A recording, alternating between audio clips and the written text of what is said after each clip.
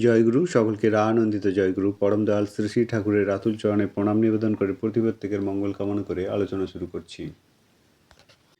গ্রহদোষ কাটাবার জন্য আমরা প্রতিনিয়ত কিছু না কিছু করেই থাকি। আজকে আসুন জেনে নিই পরম দয়াল শ্রী শ্রী ঠাকুর এই গ্রহদোষ থেকে মুক্তি পাবার জন্য কি করতে বলে গেছিলেন।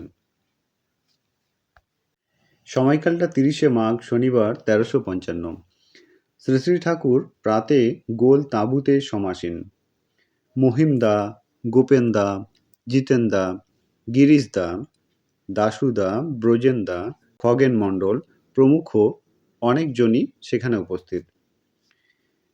সেখানে এক জনৈক দাদা পরমদয়াল শ্রী শ্রী ঠাকুরকে জিজ্ঞাসা করেছিলেন, তাকে এক জ্যোতিষ বলেছেন তার গ্রহদোষ চলছে, তিনি কি করবেন।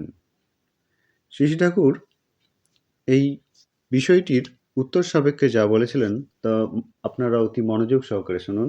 হয়তো আমরাও এরকম গ্রহদোষে পীড়িত।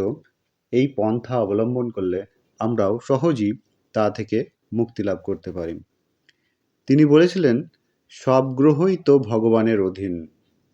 অনুরাগের সঙ্গে ভগবানের নাম করলে সব গ্রহই কেটে যায়। যজন যাজন ইষ্টভৃতি করলে কাটে মহাভীতি।